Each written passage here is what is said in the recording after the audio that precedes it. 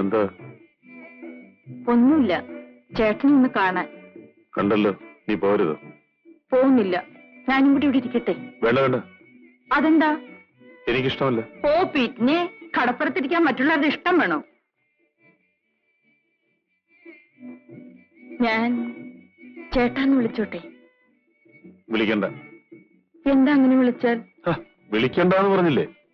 ഞാൻ അരയത്തി പെണ്ണായതുകൊണ്ടായിരിക്കും. അരയത്തിയല്ല, നീ മഹാറാണിയാലും അങ്ങനെ വിളിക്കണ്ട. മഹ ഇല്ല, റാണി മാത്രമാണ്, കൊച്ചു റാണി. എന്താണ് ഇത്ര ചിരിക്കാൻ? നിർത്തി, ഇനി ചിരിക്കില്ല. ചിരിക്കാൻ അറിയാത്തവർക്ക് ചിരി ഇഷ്ടമല്ല. നീ എന്തിനാ ഇവിടെ വന്നേ? എന്റെ വീട്ടിലേക്ക് വിളിക്കാൻ. വീട്ടിലേക്ക് വിളിക്കാനോ? എന്തിന്? എന്റെ അമ്മയ്ക്കൊന്ന് കാണണമെന്ന്. അതിനവരെന്നെ അറിയൂ? കൊച്ചു മുതലാളി അടിച്ച് പഞ്ചറാക്കിയ ആളെ പറ്റി പറഞ്ഞപ്പോ അമ്മയ്ക്ക് കാണണമെന്ന്. ആ ആള് ജിജിയുടെ ആങ്ങളെയാണെന്ന് എനിക്കിപ്പോഴാ മനസ്സിലായത്. പോകാം. എവിടാ നിന്റെ വീട്? ദാ അവിടെ.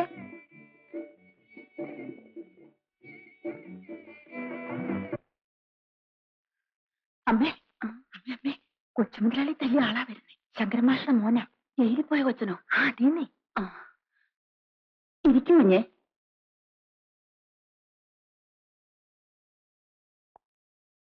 പാലില്ല, ചക്കരക്കാപ്പി കുടിക്കോ? കുടിക്കും. ഉച്ചയ്ക്ക് എന്ത് കഴിച്ചു? ഒന്നും കഴിച്ചില്ല. കപ്പ ഇരിപ്പുണ്ട്, തിന്നുമോ? തിന്നും. മോൻ എന്നെ ഓർമ്മയുണ്ടോ? ഇല്ല. ഞാൻ പണ്ട് മീനും കൊണ്ട് വീട്ടിൽ വരുമായിരുന്നു.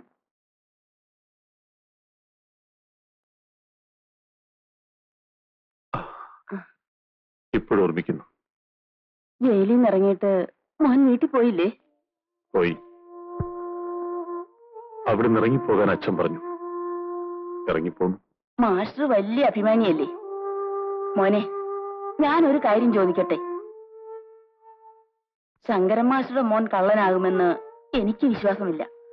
അതുകൊണ്ട് ചോദിക്കുക, വല്ല സത്യവും ഉണ്ടോ മോനെ? ഇല്ല. എന്നെ വഞ്ചിക്കുകയായിരുന്നു.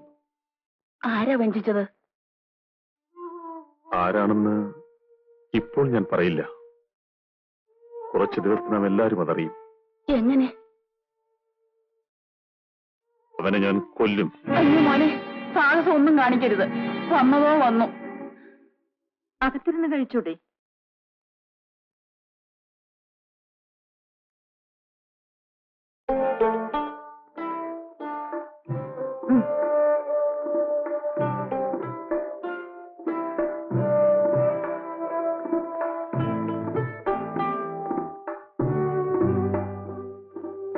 കൊച്ചുമുതലാളി ഇടിച്ച ഇടി കാണാൻ എന്ത് രസമായിരുന്നെന്നോ. ടിഷ്യം ടിഷ്യം ടിഷ്യം. അപ്പോഴേ എനിക്ക് ചേട്ടനോട് ഇഷ്ടം തോന്നി. എന്തെങ്കിലും കുടിക്കാൻ കൊണ്ടുപോ.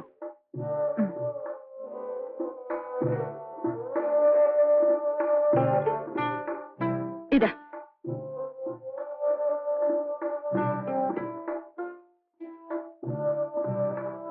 ചേട്ടൻ എവിടെ താമസം? എവിടെയുമില്ല. ഉറങ്ങുന്നത് എവിടെയാണ്? വഞ്ചിപ്പുരയിൽ. അയ്യോ, മഴ പെയ്താൽ നനയില്ലേ? ആ, കുറേശ്ശെ നനയും. സൂക്ഷിക്കണം. കൊച്ചുമുതലാളി ഭയങ്കരനാ, എന്ത് ചെയ്യാനും മടിയില്ല. എന്റെ അടുത്ത് മാത്രമേ അയാളുടെ പണികളൊന്നും നടക്കാതെയുള്ളൂ. ചെമ്മീൻ കമ്പനിയിലെ എത്ര പെണ്ണുങ്ങളെയാണെന്നോ. ആരോ വന്നിട്ടുണ്ട്, ഞാൻ പോയി നോക്കട്ടെ.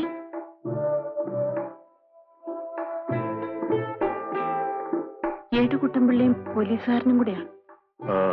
എന്നെ അന്വേഷിച്ച് വന്നായിരിക്കും. എന്ന് ചേട്ടൻ പുറത്തേക്ക് ഇറങ്ങണ്ട, ഞാൻ അപ്പുറത്തേക്കില്ല. ഓ, അവളുണ്ടല്ലോ. കുരിശുപള്ളിക്കടുത്ത് മരിച്ചുപോയ നീലിക്കുട്ടിയെ അറിയാൻ മകൾ റാണി നീയാണോ? ഞാനാ. എന്ത് വേണം സാറേ? നിന്റെ പേരിലൊരു കേസുണ്ടല്ലോ. അവൾ ഒരു കുറ്റവും ചെയ്തിട്ടില്ലല്ലോ സാറേ. തള്ളമുണ്ടായിരിക്കണം. ലോ ആൻഡ് ഓർഡർ പ്രോബ്ലത്തിൽ കയറി ഇടപെടരുത്. സ്ഥലത്തെ പൗരമുഖ്യനും പൊതുകാര്യ പ്രശസ്തനും വ്യവസായിയും സർവോപരി യുവാവുമായ ഷാജിയെ സേതുമാധവൻ എന്ന റൌഡി കൊല്ലണമെന്ന ഉദ്ദേശത്തോടെ ദേഹോദരമേൽപ്പിക്കുകയും മേപ്പടി റൗഡി മേപ്പടി കുറ്റം ചെയ്യുന്നതിന് മേപ്പടി റാണി നോക്കി നിൽക്കുകയും പ്രേരിപ്പിക്കുകയും ചെയ്തിട്ടുള്ളതായിരിക്കുന്നതാകുന്നു. ഇതാണ് നിന്റെ പേരിലെ കേസ്. അതിനിപ്പോൾ ഞങ്ങൾ എന്ത് ചെയ്യണം സാറേ? കോടതി പോവാതെ തീർക്കാവുന്നതേ ഉള്ളൂ. അതെങ്ങനെ? ഇവള് പോയി ഷാജി മുതലാളിയോട് മാപ്പ് പറഞ്ഞാ മുതലാളി പെറ്റീഷൻ പിൻവലിച്ചെന്ന് വരും. അല്ലേ? അപ്പോഴേ സാറേ, മുതലാളിയെ തല്ലിയ ആളിന്റെ പേരിൽ കേസില്ലേ? അവനാണ് ഒന്നാം പ്രതി. ആ റാസ്കലിനെ ഇന്ന് തന്നെ ഞാൻ കസ്റ്റഡിയിലെടുത്ത് ക്വസ്റ്റ്യൻ ചെയ്യും. ക്വസ്റ്റ്യൻ ചെയ്ത് കഴിയുമ്പോഴേക്കും ഒടിയാത്ത ഒരൊറ്റല് പോലും അവരുടെ ശരീരത്തിൽ ഉണ്ടാവില്ല. ആഹാ,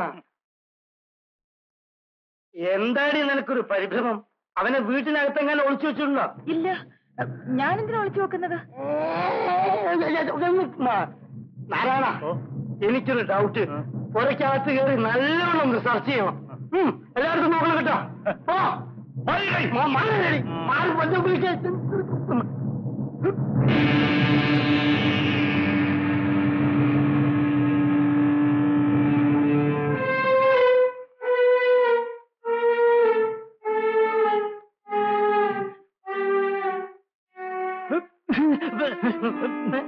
എന്താടി എല്ലായിടത്തും നല്ല നോക്കിയോ? വീട്ടിനകത്ത് ഭയങ്കര ഇരുട്ട്. ഞാൻ പോയി സൈക്കിളിൽ ലൈറ്റ് എടുത്തോണ്ട് വരാം. ഒന്ന് വേഗം മാറി. ഓ,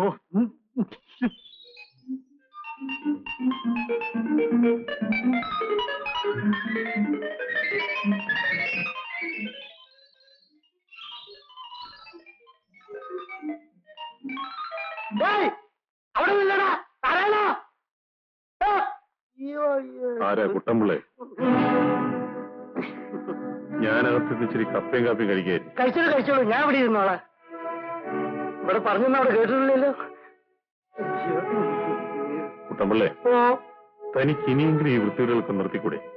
ഇപ്പോഴത്തെ ചെറുപ്പക്കാരെ പോലീസുകാർ എത്ര നല്ലവരാ. തനിക്ക് എത്ര കുട്ടികളുണ്ട്? 9. വെറുതെ അല്ല താനിങ്ങനായത്.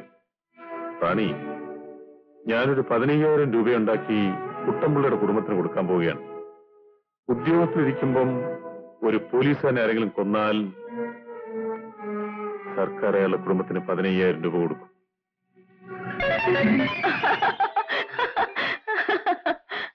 കുഞ്ഞിവിടെ ഉണ്ടായിരുന്നു ഭാഗ്യം. അമ്മ വിഷമിക്കാതെ, ഞാനല്ലേ അടുത്തുള്ളത്. എന്തെങ്കിലും കുഴപ്പമുണ്ടെങ്കിൽ ആ വഞ്ചിപ്പുരയിലേക്ക് നോക്കി ഉറക്കെ വിളിച്ചാൽ മതി. ഞാൻ ആ പാത്രം എടുത്ത് കഴുകി വയ്ക്കട്ടെ. എനിക്ക് കുറച്ച് ദിവസത്തേക്ക് ഭക്ഷണം തരാം. പിന്നെന്താ ചേട്ടാ, കുറച്ചു ദിവസത്തേക്കല്ല. ചേട്ടൻ വീട്ടിൽ പോകുന്നത് വരെ ഇവിടുന്ന് ആഹാരം കഴിച്ചാ മതി. ഇതെന്താ? 100 രൂപയുണ്ട് എന്റെ ആഹാരത്തിന്. രൂപ ഞാൻ വാങ്ങിക്കില്ല. എന്നാൽ ആഹാരവും വേണ്ട. എന്റെ വീട് ഹോട്ടലല്ല. ഹോട്ടലാക്കണ്ട. രൂപ തരൂ.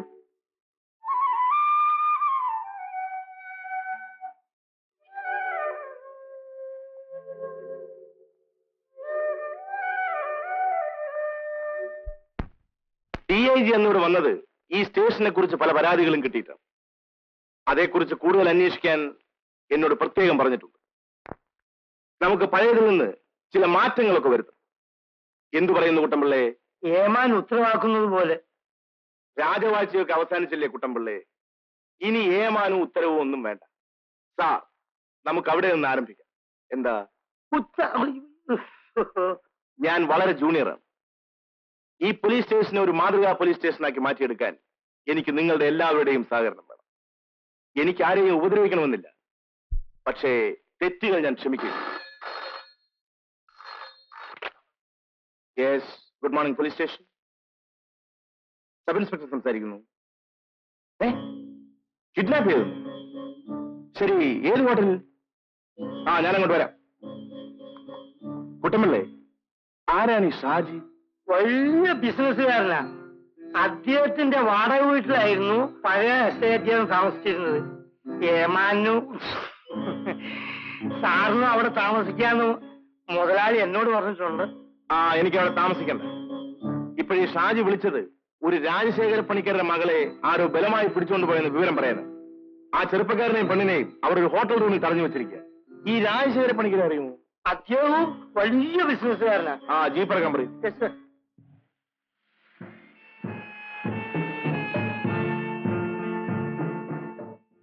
ഞാൻ ഷാജി. അങ്ങോട്ട് ഒന്ന് പരിചയപ്പെടണമെന്ന് കരുതിയതാ. ഇത് രാജശേഖര പണിക്കർ. ഇദ്ദേഹത്തിന്റെ കോളേജിൽ പഠിക്കുന്ന മകളെ അയൽവക്കത്തുള്ള ഒരു അലവലാതി ചെറുക്കൻ ബലമായി പിടിച്ചുകൊണ്ടുപോയി. ഇന്നലെ രാത്രി ഈ ഹോട്ടലിൽ വന്ന് മുറിയെടുത്ത് അവർ അവിടെ താമസിച്ചിരിക്കുകയാണ്. അവരെ പുറത്തു വിടാതെ മുറി പുറത്തു നിന്ന് പൂട്ടിയിരിക്കുകയാണിപ്പോ. ആ ചെറുക്കന്റെ പുറകിൽ വേറെയും കുറെ ആൾക്കാരുണ്ട്. പണിക്കരി ചേട്ടൻ അവമാനിക്കുന്നതിന് വേണ്ടി എതിർകക്ഷിയിൽപ്പെട്ട ചിലർ മനഃപൂർവ്വം ജയിച്ചതാണിത്. ഓഹോ, അപ്പൊ ഇതിൽ രാഷ്ട്രീയവുമുണ്ടോ? പണിക്കരി ചേട്ടൻ ഭരണകക്ഷി അനുകൂലിക്കുന്ന ആളാണല്ലോ. അവനൊരു താഴ്ന്ന ജാതിക്കാരനാ. എന്നെ കരുതേറ്റ് കാണിക്കാൻ വേണ്ടി മനഃപൂർവ്വം ചെയ്ത പണിയായിരുന്നു. അവർ തമ്മിൽ വല്ല പ്രേമബന്ധമോ മറ്റോ? ഒരു മണ്ണാങ്കട്ടയില്ല. എന്റെ മകൾ സൽസ്വഭാവിയാണ്. ശരി, നിങ്ങളോട് ഇരിക്കണം. കുട്ടമ്പള്ളി ഇവിടെ വന്നാൽ മതി. നിങ്ങൾ താക്കോലെടുത്ത് വരൂ.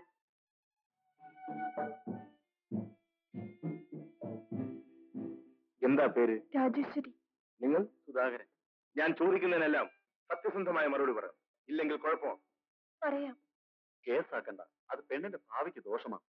അത് ശരിയാ. അല്ലെങ്കിൽ എന്തിനാ കേസാക്കുന്നത്? ശരിക്കും ഒന്ന് ക്വസ്റ്റ്യൻ ചെയ്ത് വിട്ട് അവൻ ചുമച്ചു കേട്ടോ. രാജേശ്വരി അച്ഛന്റെ കൂടെ പോകുന്നോ സുധാകരന്റെ കൂടെ പോകുന്നു? ഞാൻ സുധാരേട്ടന്റെ കൂടെ. അച്ഛൻ ഇനി ബഹളം കൂട്ടിയിട്ട് ഒരു കാര്യവുമില്ല. എനിക്കിഷ്ടപ്പെട്ട ഒരാളെ ഞാൻ തെരഞ്ഞെടുത്തു. ഇവർക്കെന്തോ മരുന്ന് കൊടുത്ത് മയക്കതാ. മിസ്റ്റർ പണിക്കർ, ഇവർ തമ്മിലുള്ള രജിസ്റ്റർ വിവാഹം ഇന്നലെ നടന്നു. നിയമപ്രകാരം രാജേശ്വരി ഇപ്പോൾ സുധാകരന്റെ ഭാര്യ. രാജേശ്വരിക്ക് വിവാഹ പ്രായവുമായിട്ടുണ്ട്. നിങ്ങളുടെ കൂടെ വരാൻ ഇഷ്ടമല്ലെന്നും പറയും. ആ നിലയ്ക്ക് എനിക്കൊന്നും ചെയ്യാൻ കഴിയും. ഇവളെ ഞാൻ കൊണ്ടുപോകും. ബലമായി കൊണ്ടുപോകാൻ സാധ്യമല്ല. അതിനിവിടെ ഞങ്ങളുണ്ട്. നിങ്ങൾ ഇവിടെ താമസിക്കുന്നോ അതോ വീട്ടിൽ പോകും? വീട്ടിൽ ഇദ്ദേഹത്തിന്റെ ആൾക്കാർ വന്ന് ബഹളമുണ്ടാക്കുമെന്ന് പേടിച്ചാണ് ഇവിടെ മുറിയെടുത്തത്. വീട്ടിൽ വന്നാലും ബഹളം ഉണ്ടാക്കില്ല. നിങ്ങൾ വീട്ടിൽ പോയിക്കോളൂ. വഴിയിൽ ആരെങ്കിലും വന്ന് ഉപദ്രവിക്കുമെന്ന് പേടിയും ഉണ്ട്. കുട്ടമ്പിള്ളേ, ഇവരെ സുധാകരന്റെ വീട്ടിൽ കൊണ്ടുപോയാൽ 2 കോൺസ്റ്റബിൾമാരെ കൂടെ വിളിച്ചു. നടക്കും.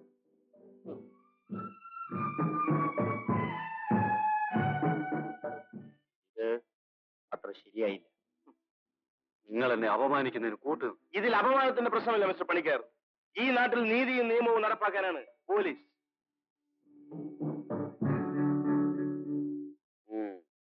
നീ ഇവിടെ അധികം വിലസുകയില്ല.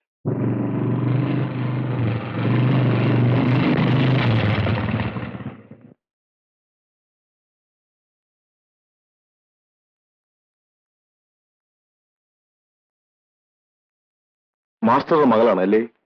അതെ. മാസ്റ്റർ അല്ലേ? അകത്തുണ്ട്. മനസ്സിലായില്ല. ഞാനൊരു പോലീസുകാരനാണ്. ബോധ്യം വരുന്നില്ലേ? ഇനി വരുമ്പോ യൂണിഫോമത്തിൽ വരാം.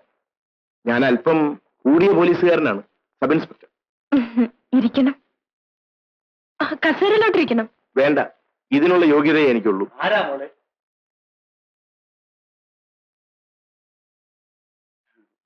മനസ്സിലായില്ല. മാസ്റ്റർ എന്നെ മറന്നു. സാറിന്റെ ഒരു ശിഷ്യനാണ്. ദേവരാജനല്ലേ? അതെ. പലരെയും ഓർക്കാറില്ല, ദേവരാജനെ മറക്കില്ല. മോളെ, അച്ഛൻ ആറ്റിങ്ങൽ സ്കൂളിലായിരുന്നപ്പോ ദേവരാജനെ പഠിപ്പിച്ചിട്ടുണ്ട്. സ്കൂളിലെ ഏറ്റവും സമർത്ഥനായ വിദ്യാർത്ഥിയായിരുന്നു. പഠിത്തത്തിനും സ്പോർട്സിനും എല്ലാം. ഇരിക്കൂ. മാസ്റ്റർ ഇരിക്കൂ. ഞാൻ ഇവിടെ ഇരുന്നോളാം. പറ്റില്ല പറ്റില്ല, ഇങ്ങോട്ടിരിക്കൂ. മാസ്റ്ററുടെ കസേരയിൽ ഞാനിരിക്കില്ല. ഇരുന്നട്ടെ. ഇപ്പോഴെന്ത് ചെയ്യുന്നു? ഞാൻ സബ് ഇൻസ്പെക്ടറാണ്. ഇപ്പോഴിവിടെയാണ്. ചാർജ് എടുക്കുന്നതിന് മുമ്പ് മാസ്റ്റർ ഒന്ന് കാണണമെന്ന് വിചാരിച്ചതാണ്. പറ്റിയില്ല.